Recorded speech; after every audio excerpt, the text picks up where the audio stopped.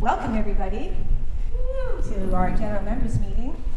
This is our fall general members meeting so we can share what we've been doing and talk about what we're going to do and just get together and have some lovely soup. And just so you know, the soup is made with a pumpkin that we were able to harvest from one of our farms. It's organic, it's local, and there's some callaloo that was locally harvested and organic as well. So I'm just going to invite us to take a few breaths together. Breathe in slowly. Arrive in the space. Let go of any worries. Be here with us now. And open our minds and hearts to what we are going to be working on today. So, I'd like to introduce you to some members of our team. So I'm going to ask Carrie to come up. Carrie, she's our manager. Hello. She's helping with a good food buying club. She's doing a great job. Ziki, waving. Ziki's farm manager, food manager, board member extraordinaire, helping with management. We have Jesse on the camera there, doing a thing. We have Tommy over here, IT, logistics support. As you can see, he's logistically supporting. We have Nicola there.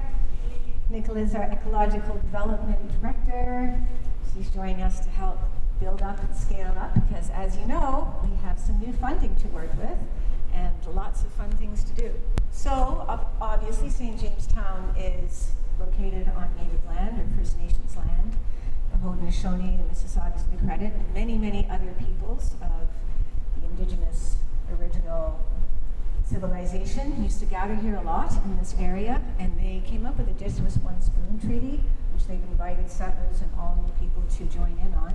And that Dish with One Spoon treaty is a very important concept of preserving the natural resources and the ecology of this region for future generations, and we're all invited to be a part of that. And that really is an important principle of all the work we do with Oasis and the St. Jamestown Co-op.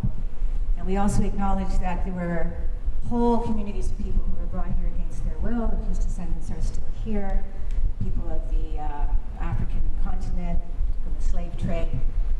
So there are peoples who've been here a long time who we honor and work with, and many of us are in fact from those communities. So welcome to St. Jamestown, which is a part of the Dishes One Spoon Treaty territory. So does Ziki and Anush want to come up and just talk about your eco-farming experience and farming stuff?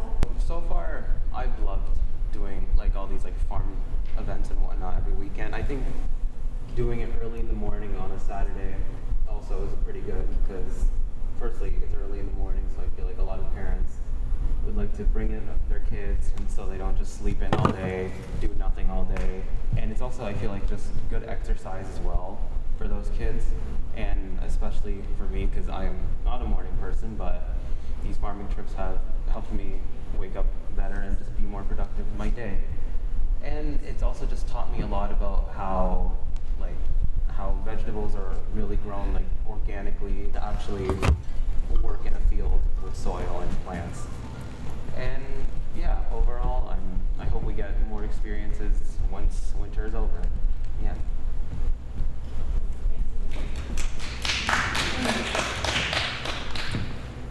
Greetings everyone. I'm Aziki. I was in charge of the Eco-Farm program and the Roots Rising program, also the Microfarms program, which is kind of on a little stall, but it's still going.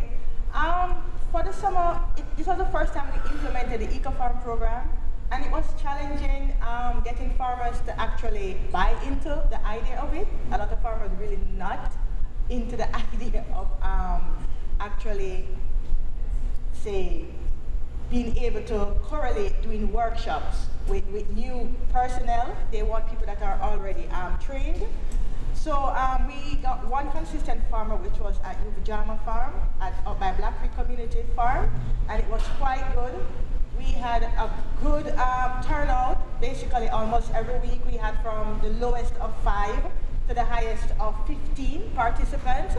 We did a Be Collective workshop also over the summer, which was quite well received. George was there. George can tell you about it as a participant, and how good it was, and how much they learned, and how they enjoyed it, and how they, everyone just had a good time.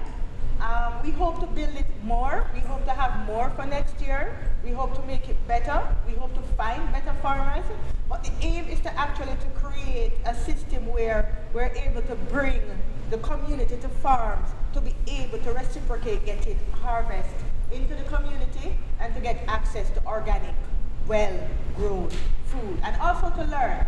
It's a learning process, so that's a part of what the program is about, and also to use it to build the membership of the co-op. So I'm hoping that for next year, that the word is spread and it is told to others in the community to come and be a part of eco-farming. Even our microfarms program, we're hoping to expand it eventually so that other community members can participate, because it's quite interesting. And hopefully next year we'll have our central hub back up, which is a bigger system, and also our greenhouse. And that's me, Ezeki, all things farming. We did, in addition to that, we had our spring launch event. We was out in the park with some music and the like, and talking to folks and getting to meet the neighborhood, letting them know that we're about and things are happening. Yeah, that was our emancipation event. We had a concert with a lot of folks.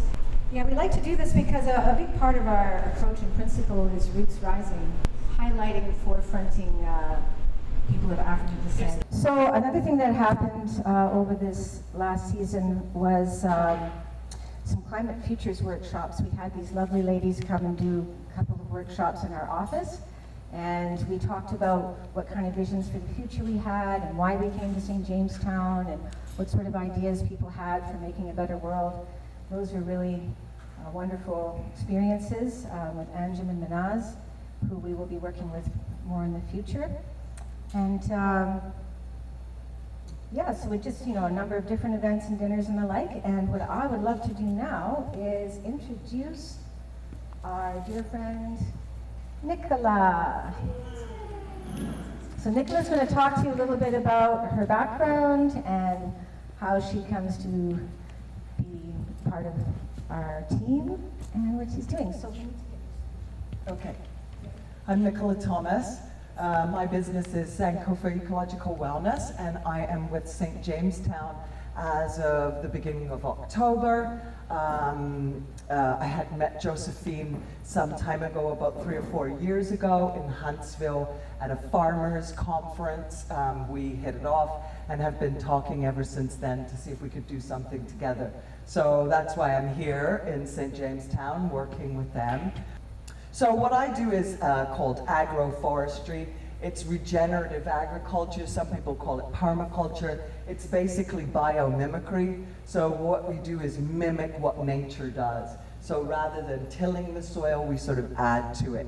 So what that does is it's benefits for all of these types of insects and species. So I had put this slide together because it's a lot of the species that are interacting with you every day, and we just don't notice how many we're interacting with. So I wanted to put them all together, because even you see the bee there, they die, we die. So it's important that we create these spaces of biodiversity through polycultures rather than monocultures, which is what industrial farming is basically made up of. And so I do agroforestry in the urban environment, because the urban environment emits the most toxins, so it's really a great place to do, to try to create garden cities. So this is at your local community center just over here, which I love. I've been recently introduced to the Wellesley Community Center, where they have a pool, and they've been so welcoming to us there. So what we've been doing there, that's in front of the library, is sharing what St. Jamestown Co-op is up to, and also sort of introducing St. Jamestown Co-op to those who may not know the co-op or have known them. So some of those things are working with farms, as Ezeki was talking about. So I'll be working closely with Ezeki and following her lead a lot of the time. This is Amazing Grace Farm, where some of the people even in this room were there planting garlic. So the idea of this is to be able to take people out of the city and connect them to soil, which is sort of what my work is. I call it Soul to Soil. And this is another place that we are working with outside of the city, being able to bring people outside of the city and touch the soil. And so this is at Soul's Path, and we did a weekend retreat there. And we built this medicine wheel that will be a medicine wheel this year. So what we did was we prepared the bed this summer, sorry. And then we'll plant in it in the spring. So it'll have all of that opportunity to create really dense, nutrient-dense soil. So if you have nutrient-dense soil, then you have nutrient-dense food from that soil. So, and this is at the same place again, Soul's Path. And so over the summer I got to be a part of Conscious Minds Camp, which is also a part of the St. James Town Co-op. So we did some really fun things with that group. I think there were about 30 or 40 people. And we were all camping there, some little cabins. And that was a really great way to get out of the city and get to know people in a really relaxed environment. So that's one of the great things that St. James Town Co-op is a part of. And then I did the workshop there myself after that. I went to the camp and I really enjoyed Soul's Path. And then we did a workshop, so you can see we're doing microgreens there. You can go to the next one. So the thing about microgreens is they're rich in a lot of things: potassium, iron, zinc, magnesium, copper, and the list goes on. So the beautiful thing about that I wanted to share was that you don't actually need soil or space. You can do it in a mason jar as you see here, and within 3 or 4 days you have some microgreens. Now microgreens are better than the full-grown plant because they have all of the nutrients in, so they're nutrient dense. So you get a lot of bang for your buck out of just doing this with the seeds. So, and another part of St. James Town Co-op that really interested me was these micro farming. So the beauty of this is that you can have a micro farm in your apartment, which some people, some staff are experimenting with now. So those are actually in the office of St. James Town Co-op, so you're welcome to come there and visit and check it out sometime too. So, and this is another part. There are so many facets to St. James Town Co-op, which is why I wanted to be a part of it. The other part is St. James Town Youth, and I had the opportunity to go to their town hall a couple of weeks ago, where youth come and share their concerns about community, talk about solutions. And I really believe it's important to involve youth. We used to say that children are our future, and then we kind of lost that buzzword, so I want to bring it back, because if we don't involve youth, then we don't really have much of a future. So, so this is St. James Town Co-op. We look forward to engaging with you, and I look forward to engaging with you myself in the future. Thanks so much. You can see why we're happy to have Nicola with us. She does wonderful work, and it was really lovely doing things with her over the summer.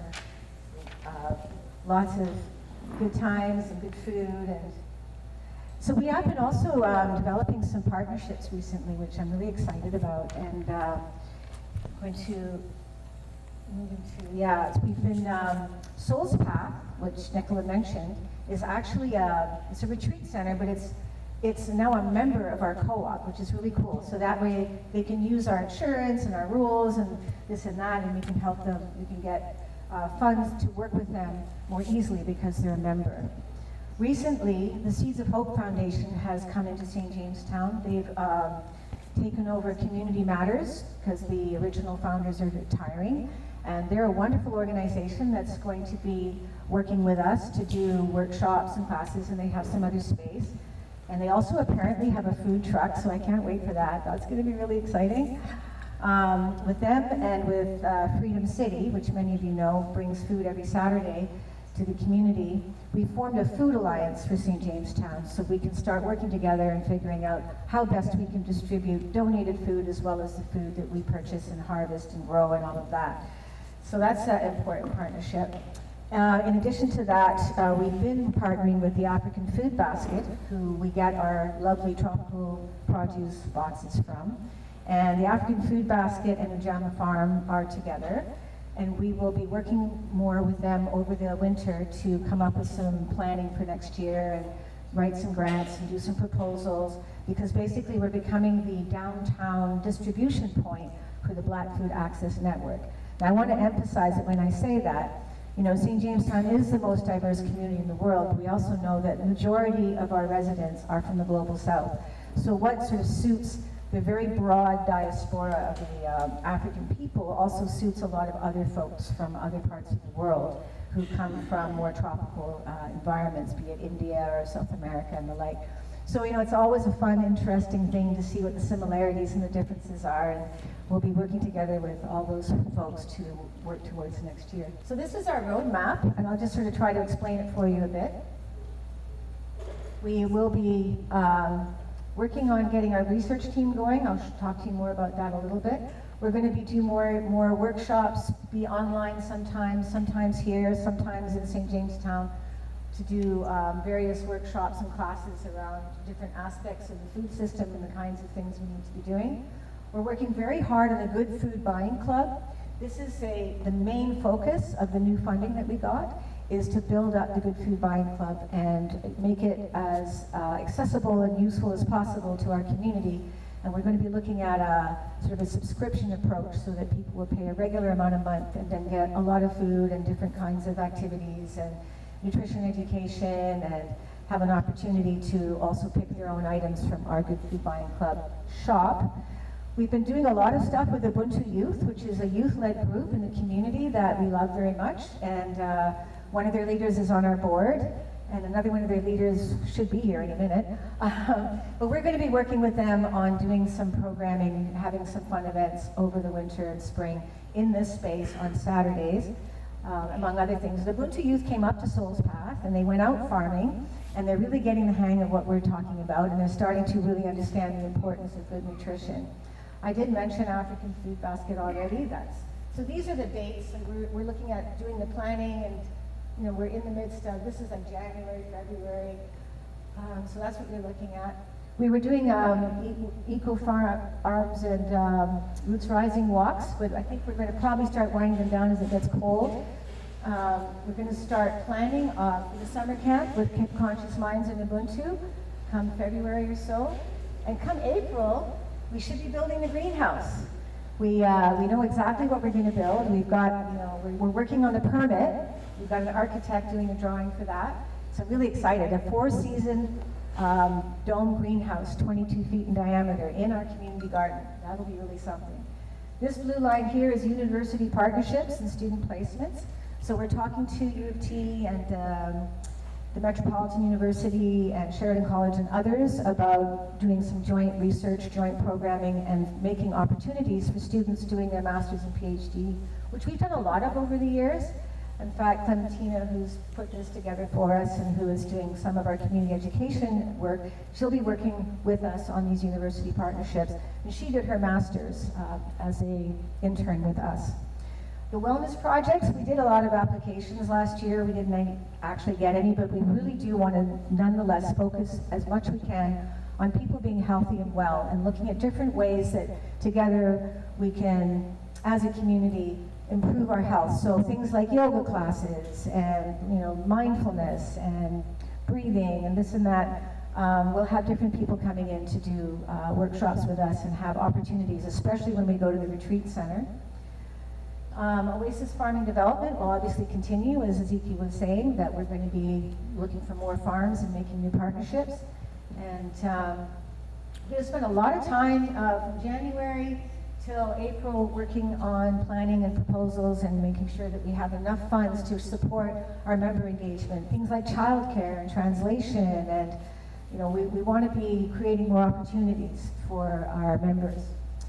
And in March or so, when we start getting prepared for our spring and summer fall programming, we're going to continue to work on the time bank. We're going to actually launch it and get people involved and signed up on it. And this time bank is going to be very, very important, both for valuing the contributions that members make and being able to track the amount of time that our members put into the co-op, but also as a research, to generate data for research, and also help to organize our members and volunteers giving them heads up when things are happening, and then finding out how much time did all the people put into it. And also it's a skills inventory, so people can put all their own accounts up and trade skills with each other as well as with the co-op. And this way we'll also know who we have on board, who can do what, and that's going to be a really, I think, exciting thing. We did it a few years ago, I guess about 2017, and it worked really well for a while, but then we lost our space. So now we're going to be starting it up again, and it's going to be better than ever, and I'm really looking forward to that. So we will be having some upcoming events.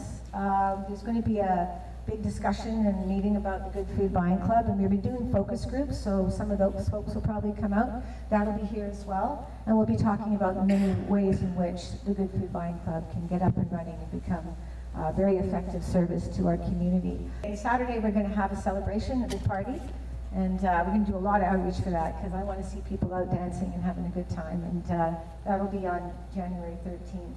In February, we're working towards possibly having a youth basketball tournament and an occasion for families to come together and hang out with their youth and enjoy that. And we'll be talking later about what other things you might want to see.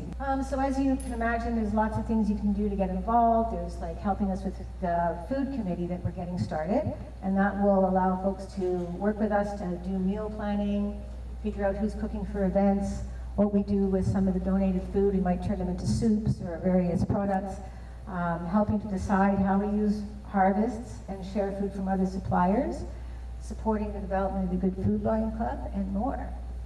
Next. So the Research Council is a really important piece that we've been thinking about for a long time, and we're now in the process of the development of it. So it's there to help us oversee research and evaluation so that we're always doing our best to learn from what we're doing with our members and to help guide the development of the Oasis Food Hub. It'll help support community evaluation with the human rights framework, seeing how if we're making progress and if people are able to understand and work together within the human rights framework and where we're progressing with it. And very importantly, it will assist with the design of the Oasis Living Laboratory System, which is an effort to bring together different groups and organizations and food hubs and exchange a lot of information and things that we're learning so that we're always learning from each other and able to continue to adapt and co-create the best food system we can in this region, to innovate, to improve, like our microfarms, our greenhouse, different ways of growing different things. So the Living Laboratory is going to be a very important focus of the Research Council next. So now I would love to introduce our dear partner and friend Dan Gordon, and he's from Collegia Impact Venture Studio, and they have been partnering with us for a couple of years now, and it's thanks to Dan that we're in the process of developing our social enterprise, and Dan has all sorts of marvelous business experience and stuff, and we would never have got the million from North Pine without him. I just want you to know that. I can't tell you how delighted I am to be here. It's a real honor. When Josephine said we're doing some cool stuff in the co-op and come and check it out, well, I said okay, and just what you see today with agroforestry and microfarming and a citizen research council doing citizen science. It's pretty amazing. So I'm Dan. I'm from the Collegia Impact Laboratory, and we build businesses and we build ventures that are intended to create impact. And so they have to be financially sustainable. So we want to make profits, but we also want to make sure that we are creating impacts, measurable and quantifiable impacts. And in this case, so we came to the co-op and we said, well, let's build a social venture around this idea that Josephine has always had around the Oasis Food Hub. So that's what we've been doing. And Azika has been, you've been our microfarmer. It's been fantastic. And so that was the start of it, and that's what we showed to North Pine, and that we showed to the Sprott Foundation, and that's how they said, you're doing really interesting stuff at a global kind of a level, and we want to be part of that. So when I look forward to what we're going to do, if you think of everything on the board as a little business or a little venture, this is what we're doing. We're funding the $600,000 into the co-op, and it's going to be divided into the co-op core stuff of about $300,000, and the Oasis social venture, also about $300,000 or $350,000. And on the co-op side, it's divided into, we are running a leadership council, so that is funded.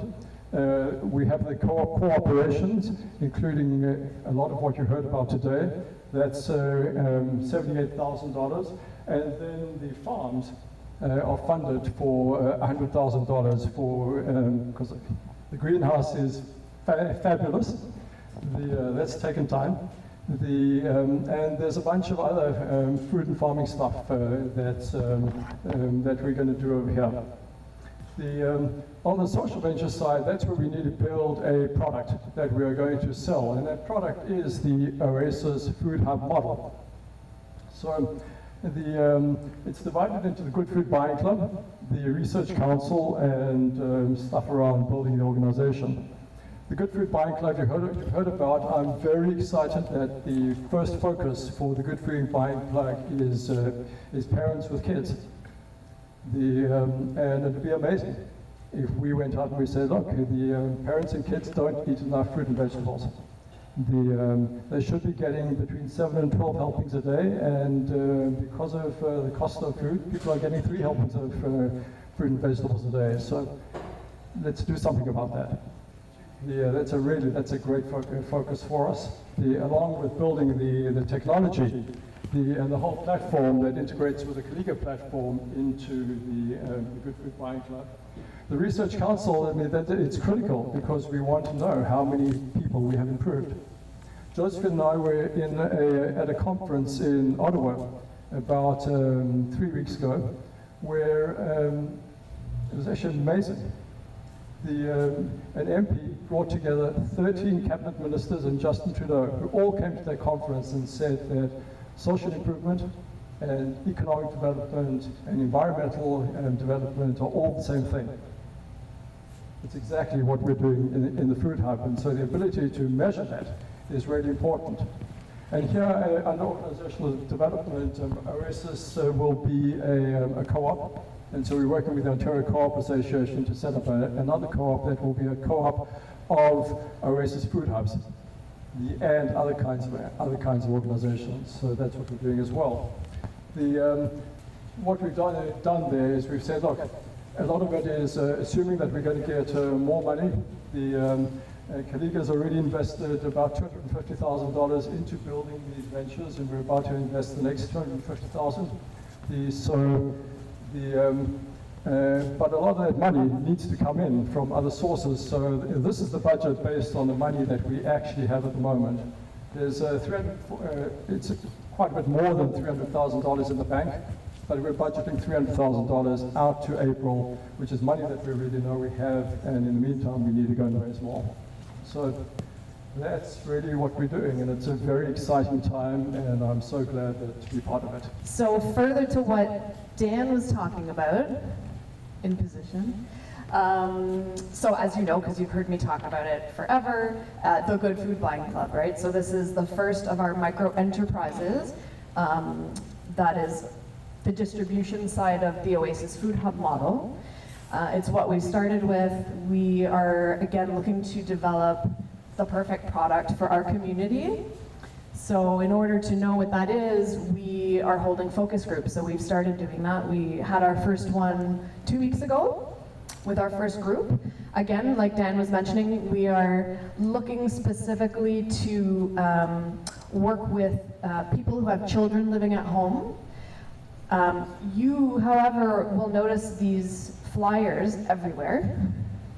If you either have grandchildren living at home, or you have children with children living at home, or if you live in a building and would be willing to put them in your community bulletin board or hand them out to your neighbors. There are plenty to take.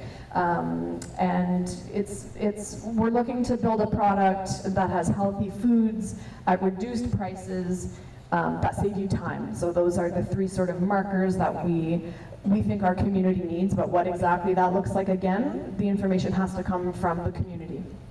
So that's the purpose of the focus groups. It's been very exciting for us.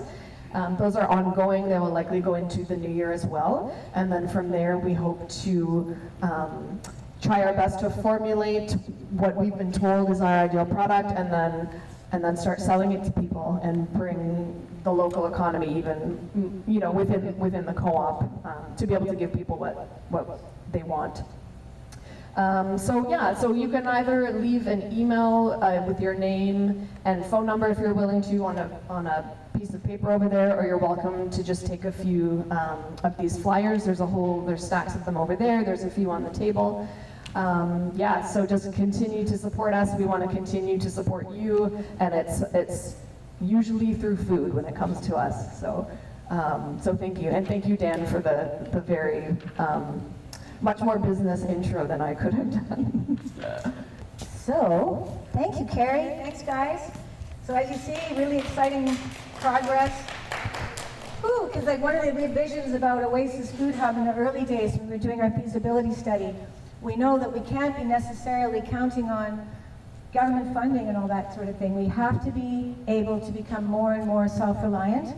So the social enterprise is an important piece of making that possible so that we can maintain and sustain a food hub for the community, regardless of what's going on in the outer world. Ultimately, the idea is for that food hub to make our community resilient and emergency prepared and the like. So social enterprise is a very key piece. I should mention, the soup, the ingredients come from the Good Food Buying Club.